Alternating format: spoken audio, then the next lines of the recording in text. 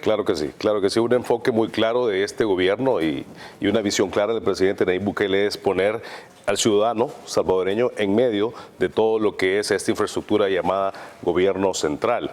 En el pasado siempre vimos cómo todos los gobiernos priorizaron por el gasto público y priorizaron por costear todas sus operaciones en cada institución. En este caso, el presidente pone en primer lugar al ciudadano y el enfoque principal es una gran inversión en materia social. Eso requiere implementaciones importantes de inversión en materia de seguridad, en salud ciudadana y por supuesto en educación, que son tres ejes en los cuales es muy importante enfatizar. Y el cuarto, por supuesto, es todo el desarrollo en infraestructura, no solamente infraestructura que es administrada por el Ministerio de Obras Públicas, sino que toda la infraestructura pública que genere inversiones privadas en todo el territorio nacional. Creo que ha sido evidente de parte del presidente Nayib Bukele cuál es su apuesta principal. Vemos que las grandes naciones del mundo que empezaron a desarrollarse y ahora son potencias mundiales, tuvieron inversiones importantes en educación, cosa que en el pasado no se le dio ese nivel de relevancia. En cuanto a este caso, la prioridad del presidente es la educación, la formación de nuestros niños y, por supuesto, incluso generar una ley que ha sido iniciativa de la primera dama que lo ha liderado para que haya ese vínculo, para que haya esa formación y se le dé ese nivel de importancia. Si vemos de los 8.900 millones de dólares que componen el presupuesto general de la Nación 2023, de esos tenemos que parte importante son los 1.500 millones de dólares en materia de educación, enfocados solamente en la educación. Y ha quedado demostrado con ese cierre de esa brecha digital, esa formación e importancia de nuestros niños, en nuestros jóvenes, que pasa primero por resguardarlos de grupos delincuenciales. Hemos visto cómo han bajado drásticamente los índices de deserción escolar, cómo se ha apostado por la tecnificación, brindar de tecnología a nuestros jóvenes, computadoras, laptops, y no solamente a ellos, sino que también a los maestros. Y si va de la mano con un plan de consistencia, un plan de control total sobre nuestros territorios y brindarle seguridad a los ciudadanos, cualquier niño, cualquier padre de familia, cualquier maestro se siente con toda libertad de ir a su centro educativo. Entonces, si vemos estos complementos y le damos estas valoraciones sobre aspectos importantes como las finanzas públicas, las grandes apuestas por la educación, es clara de que el presidente está pensando no solamente en el presente, en la formación de nuestros jóvenes, de nuestros niños, sino que qué van a aportar ellos al futuro de nuestro país. No, gracias a Dios hemos tenido grandes logros en el plan control territorial, ha sido un éxito rotundo y hemos visto cómo el mes de septiembre se cerró como un mes histórico a nivel de todo lo que es El Salvador en cuanto a cero homicidios. Eso ha sido muy importante, el mes más seguro que hemos tenido. Ha sido totalmente evidente cada una de las instituciones cómo ha articulado y ha hecho su trabajo. Si vemos este consolidado de 3.471 millones de dólares en estas apuestas importantes, los salvadoreños saben sus carencias, saben de lo que adolecían y cosas que nunca le dieron importancia en el pasado. Y cuando vemos que hay un ciudadano que pierde la vida en manos de la delincuencia, vemos cómo el presidente de inmediato se activa y se pone de frente, junto con cada uno de los actores fundamentales de este caso, como es el Gabinete de Seguridad.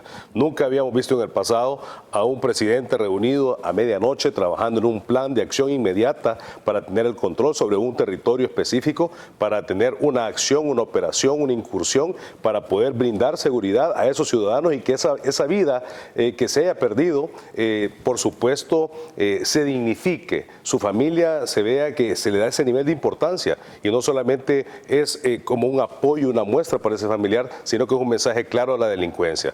Cuando en el pasado hemos visto presidentes que incluso en discursos de las Naciones Unidas estaban dormidos, el presidente ha sido un hombre activo y por primera vez ese trabajo, digamos, entre diversas instituciones, Fiscalía General de la República, el Ministerio de Seguridad, el Ministerio de la Defensa y por supuesto la PNC, trabajando, guiados por el presidente para brindar esta seguridad. Entonces, estas son apuestas importantes y lo vemos como, pongo ese ejemplo, ¿no?, como muestra un botón de cómo el presidente está al frente de nuestra nación.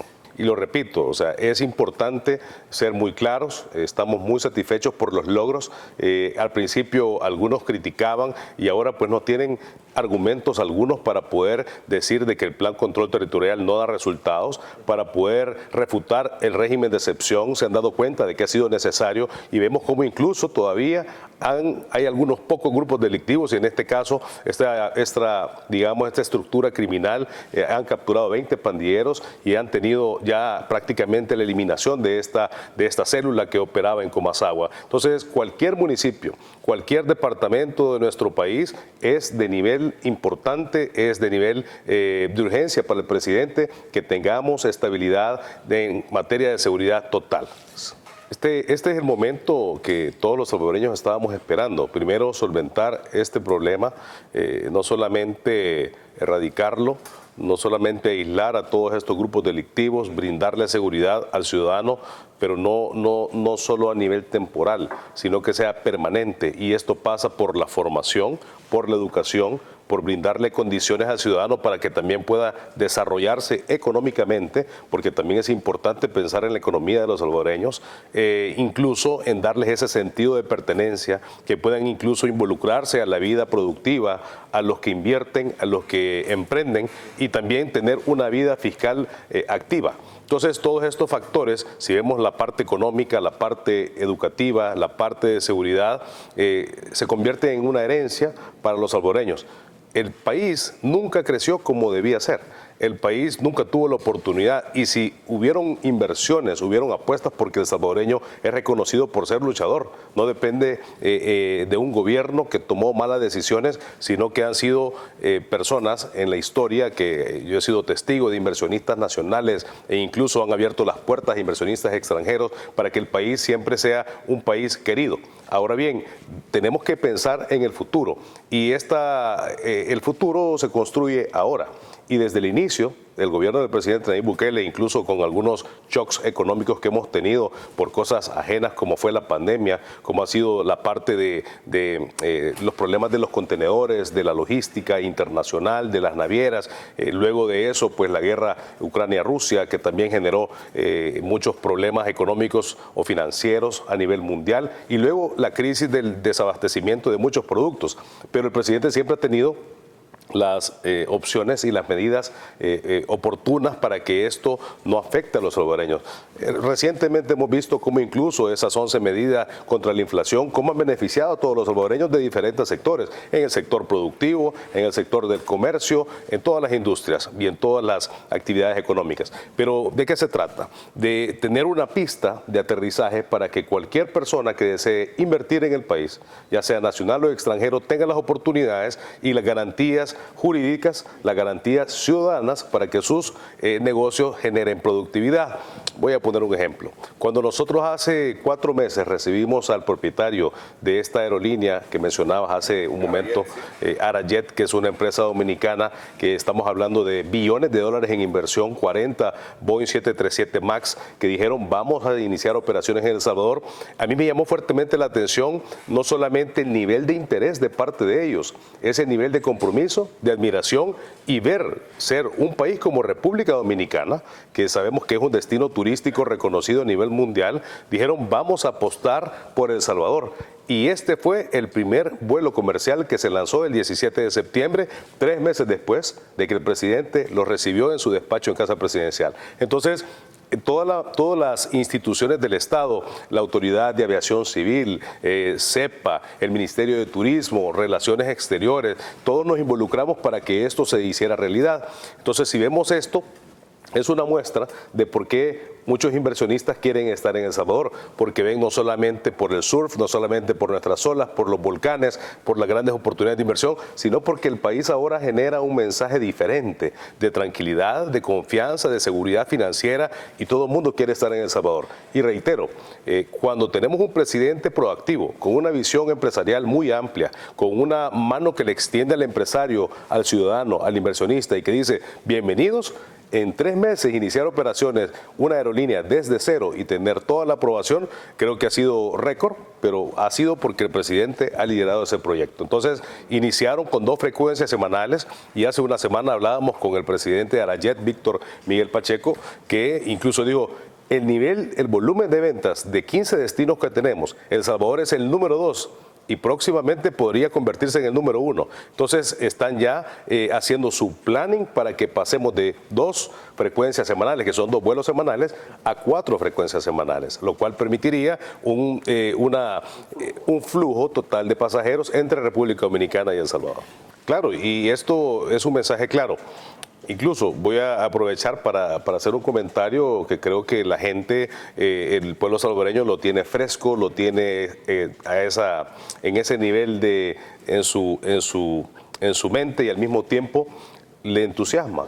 Cuando conocemos el interés de los salvadoreños, si quisieran que el presidente continuase gobernando, que el presidente pueda ser reelegido, 9 de cada 10 salvadoreños aprueban esa decisión. ¿Por qué? Porque cualquiera quiere que estas acciones de un gobierno tan eficaz, de un gobierno proactivo, un gobierno transparente, un gobierno que piensa en absolutamente todo, pues mantenga las riendas del país, porque el país tenemos deudas históricas que este gobierno ha venido cerrando esas brechas y pagando esas deudas históricas. Incluso si hablamos en materia fiscal, es necesario reconocer de que las acciones que se han tomado a nivel financiero en cuanto al Ministerio de Hacienda, el presidente, instituciones que ven la economía y que velan obviamente por la caja pública, cumplen sus compromisos a nivel de deudas. Y estoy hablando de deudas que dejaron gobiernos anteriores, Calderón Sol, Francisco Flores, el gobierno de Mauricio Funes y Salvador Sánchez Serén. Pero nosotros hemos dicho de que es importante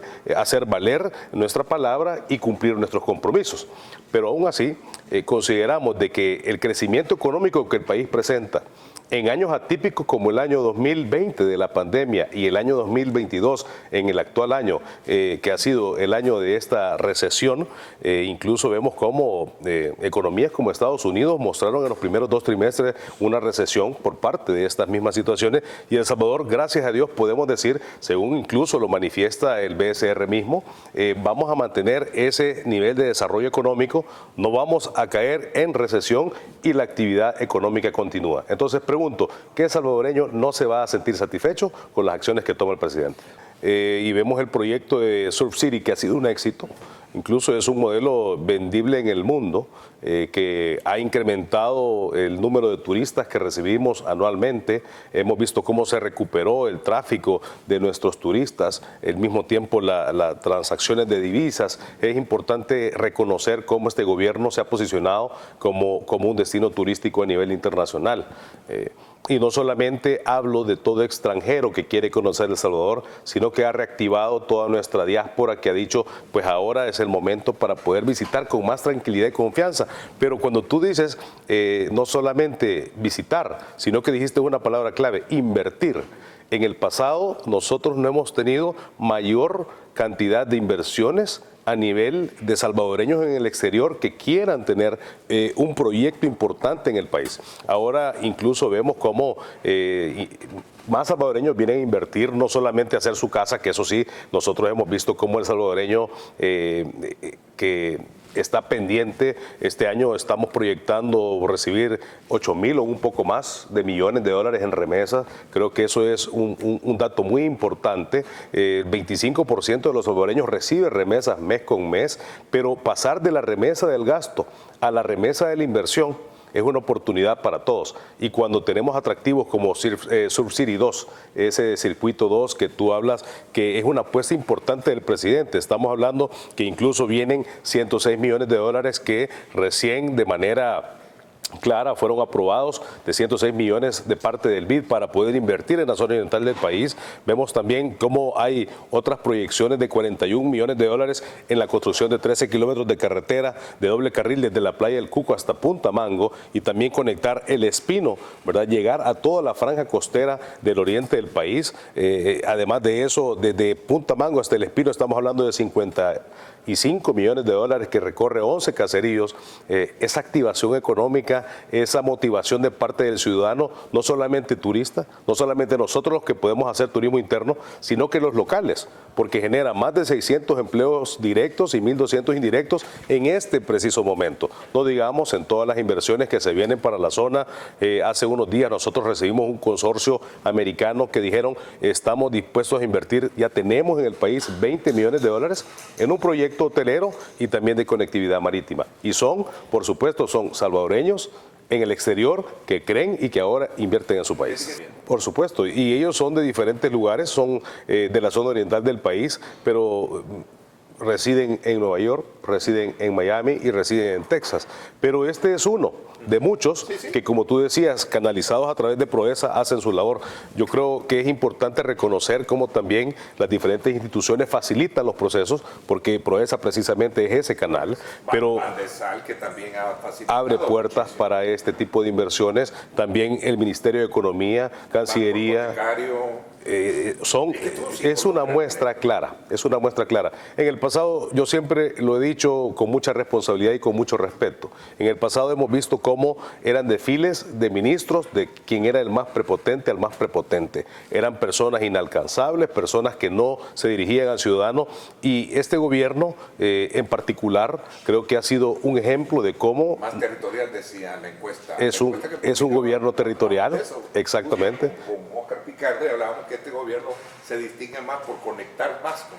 Y es un contacto permanente, y eso... Y entre el presidente mismo. No, y el presidente, y yo quiero hablar con toda la confianza, el presidente ha sido siempre claro, y reunión tras reunión de gabinete siempre dice, nunca olvidemos el servicio al pueblo, nunca olvidemos ese contacto con nuestra gente, que tenemos una responsabilidad y que estamos comprometidos a crear una nueva historia. Entonces ese nivel de humildad que se llama el servicio público, no olvidar que somos servidores de la gente, permite de que entre diferentes instituciones no haya competencia, no haya rivalidad, al contrario, trabajemos como un solo equipo, y esto incluso involucra a nuestros embajadores. En lo personal, con nosotros vemos todas las partes de inversiones, todas las partes de conectividad, porque hablar de inversiones de futuro, de inversiones de gran infraestructura, no puede avanzar sin cosas tan importantes como estas. Como yo repito, este es el andamiaje para que nosotros podamos construir sobre él todos estos grandes proyectos de país que el presidente ha prometido y está cumpliendo. Pero creo que es fundamental también la labor que hacen nuestros embajadores en el mundo, que antes simplemente eran una simple forma de enlace para el servicio ciudadano, pero ahora vemos cómo al mismo tiempo se involucran en esta actividad económica nuestros embajadores, la embajadora de Estados Unidos, el embajador de Corea del Sur, el embajador de República Dominicana, por mencionar uno de tantos con los que siempre tenemos esta apertura total para poder crecer. Antes el inversionista salvadoreño en el exterior buscaba formas para poder canalizar sus remesas, para poder hacer sus iniciativas de inversión de manera privada, de manera independiente. Ahora incluso Casa Presidencial se convierte en una casa de puertas abiertas para todos estos inversionistas, para atenderlos y no solamente para recibirlos de manera, digamos, grata, sino para ofrecerles el apoyo, para ver toda la parte de su estructura financiera, su modelo de negocios, cómo van ellos a dar los siguientes pasos para cumplir todos los aspectos legales, cómo simplificar procesos de manera expedita a través de diferentes instituciones. Y voy a poner un ejemplo, y esto creo que va en paralelo, ¿no? Nosotros estuvimos en el foro de inversiones de Canadá. Cuando Canadá conoce las experiencias en El Salvador, los tiempos que tenemos para poder realizar, para poder constituir una empresa y para poder iniciar actividades, ya sea como una nueva empresa o como una sucursal de otra empresa con, digamos, domicilio en otro país, vieron la forma tan expedita que este gobierno trabaja. Y pusimos como modelo lo que sucedió con Arayet, que incluso un proceso para poder tener digamos, un requisito claro y tener una resolución de parte del Ministerio de Economía para la empresa Arayet, que cualquiera lo pudiese hacer en 3 meses, se hizo en 48 horas, sin saltar ningún solo proceso, pero ahora tenemos más de 100 pasos canalizados a través de uno solo. Eso también se pone a disposición de nuestros hermanos de la diáspora. ¿Y por qué menciono el tema de Canadá? Porque inmediatamente después de ese foro, cuando han conocido los procesos con estas empresas, con estos inversionistas, la empresa Transat, obviamente es una aerolínea canadiense, dijo, nosotros queremos estar en El Salvador. En el pasado hemos tenido algunos vuelos, pero queremos tener un circuito, una frecuencia permanente en El Salvador, desde Montreal hasta San Salvador. Entonces, desde la semana anterior, nosotros iniciamos ya ese proceso con ellos para que tengan la misma experiencia que tuvo Arayet y al mismo tiempo que tienen todos los hermanos de la diáspora que quieran invertir en el país. Bueno, yo creo que cuando hablamos de cómo nos vemos hacia afuera, es muy importante retomar el mensaje que dio el presidente de las Naciones Unidas. Ese mensaje genera tres aspectos muy importantes. Uno, reconocer de que El Salvador es un país de cambios, es un país que está en reconstrucción, y al mismo tiempo demostrar con pruebas cómo hemos convertido El Salvador, después de ser el país más peligroso del mundo, ahora a un paso de ser el país más seguro de América Latina. Y no solamente eso, tenemos claro de que incluso dentro de los factores económicos y algo tan famoso que se habla hoy en día, que es la inflación, nuestro país es de toda Latinoamérica el tercer país con menor inflación, menores tasas de inflación, porque han tomado medidas este gobierno. Entonces incluso vimos cómo la entrevista de una cadena extranjera norteamericana le pregunta al presidente los logros que ha demostrado en materia de seguridad, por qué alcaldes nuestros de Estados Unidos y por qué estadistas de otro país no le llaman para pedirle a usted consejos o advice sobre cómo vencer el problema de la inseguridad. Entonces esas muestras son claras. El segundo mensaje es decir, El Salvador es un país de puertas abiertas. Nosotros somos un amigo, nosotros los respetamos, nosotros queremos que inviertan con nosotros, que conozcan El Salvador, que estén aquí, esa apertura tan clara, y decirles nosotros queremos que ustedes sigan siendo grandes y queremos crecer. Y el último mensaje se trata de respeto, el respeto hacia ellos como naciones, como inversionistas, como países, y al mismo tiempo exigir ese mismo respeto hacia nosotros. Como cualquier empresa no querrá estar dentro de las inversiones de un proyecto del aeropuerto del Pacífico o del tren del Pacífico en El Salvador. Es correcto. Bueno, yo creo que eso ha sido un proceso bastante detallado. Un proceso, como tú dices, paso a paso. Estamos hablando de hacer una buena inversión. No queremos elefantes blancos, no queremos proyectos que no valgan la pena. Por eso pasamos por las factibilidades. Eso fue bien claro. Concluido el estudio de factibilidad del Aeropuerto del Pacífico, ahora existe un equipo multidisciplinario donde hay diferentes actores del Estado, diferentes ministros, diferentes personas, profesionales, arquitectos, ingenieros, diseñadores nacionales y extranjeros que están trabajando en toda la parte del desarrollo, del diseño del Aeropuerto del Pacífico, pero viendo ya, como decimos, la letra pequeña. Es importante reconocer en la fase de una obra, no solamente pasar, la factibilidad es clave, ¿no? Para saber si un proyecto vale la pena o no. Afirmada o confirmada la factibilidad, donde te demuestra de que va a ser un proyecto rentable y es un proyecto ganador, pasamos por la fase ya de diseños y la parte presupuestaria, en la cual ya estamos trabajando y muy avanzados para dar noticias en los próximos días.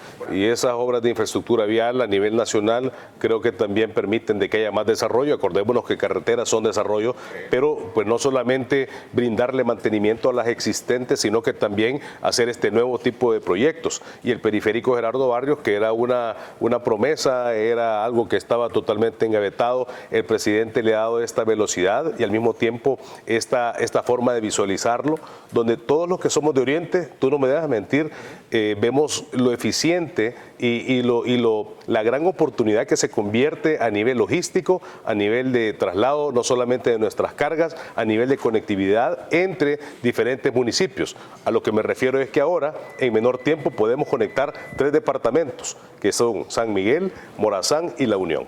Bueno, nosotros podemos sentirnos satisfechos de que este ha sido, como decía, a pesar de que ha sido un año atípico, pues se han cumplido la mayoría de proyectos.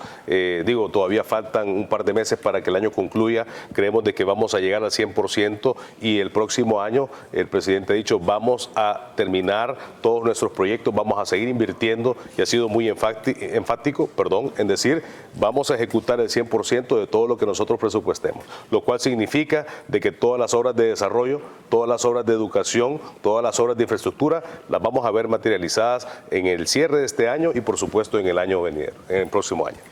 Claro, son 8.901, sí, pero se trata de ejecutarlo, pero quiero reiterar de que estos 8.000 millones son 3.400 millones en inversión social, y hablaba, esto no solo lo vemos en cuanto a parte de infraestructura para salud, infraestructura para educación, también para el desarrollo y fortalecimiento en materia de seguridad, pero además de eso tenemos proyectos de inversión a nivel de infraestructura que decía, eso es importante porque no solamente saldamos deudas históricas, sino que también estamos abriendo oportunidades. En conclusión, podemos hablar del cierre de año hoy es muy temprano, ¿verdad? Porque todavía hay mucho por hacer, pero nosotros podemos ver de que los salvadoreños se sienten cada vez más satisfechos con el trabajo de este gobierno.